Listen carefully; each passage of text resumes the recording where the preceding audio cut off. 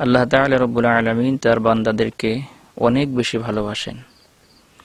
আল্লাহ তাআলা চান তার প্রতিটি বান্দা তার কাছে ক্ষমা প্রার্থনা করুক এবং রহমতের আশা করুক। বান্দা যদি ভুলও করে তারপরেও যাতে আল্লাহ তাআলা রব্বুল আলামিনের রহমতের দরজা থেকে দূরে না সরে যায়, এটা আল্লাহ তাআলা চান।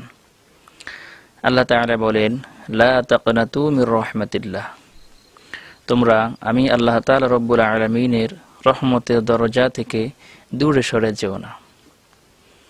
আল্লাহ তাআলা বলেন, ওয়াসারিউ ইলা মাগফিরাতিম মির রাব্বিকুম, তোমরা তোমাদের রবের মাগফিরাত তথা ক্ষমার দিকে দ্রুত অগ্রসর হও।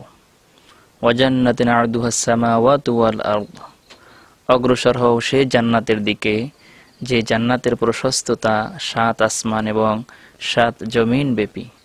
নবীজি বলেন, ইন্নী লা আস্তাগফিরুল্লাহ ওয়া আতুবু ইলাইহি, আমি আল্লাহ তাআলার কাছে তওবা করি আকসার মিন 70 মাররা, 70 বারের থেকেও বেশি।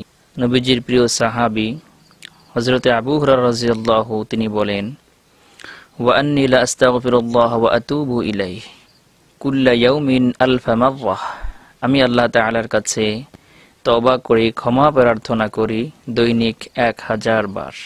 প্রিয় সুধী, বান্দা যদি ভুলও করে তারপরেও আল্লাহ তাআলা রব্বুল আলামিন বান্দাদেরকে বারবার তার রহমতের গণ্ডির ভিতরে আহ্বান জানায়।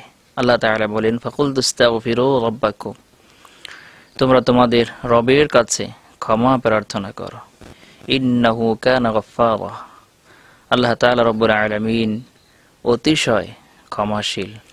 আর আমরা যদি তওবা এবং ক্ষমার মাধ্যমে আল্লাহ তাআলার কাছে ফিরে আসতে পারি, আল্লাহ তাআলা বলেন, ইল্লা মান তাবা ওয়া আমানা ওয়া আমিলা আমালান সালিহা ফাউলাইকা ইউবাদদিলুল্লাহু সাইয়্যাতিহিম হাসানাত, কোন বান্দা তওবা করার পরে ঈমান এনে আমল সালিহ করে, ফাউলাইকা ইউবাদদিলুল্লাহ, আল্লাহ তাআলা বান্দার আমলকে বদল করে দেয়, সাইয়্যাতিহিম হাসানাত, সাইয়্যাতকে হাসানাত দ্বারা পরিবর্তন করে দেয়, অর্থাৎ আমাদের গুনাহগুলো আল্লাহ তাআলা রব্বুল আলামিন নেকির দ্বারা পরিবর্তন করে দেয়।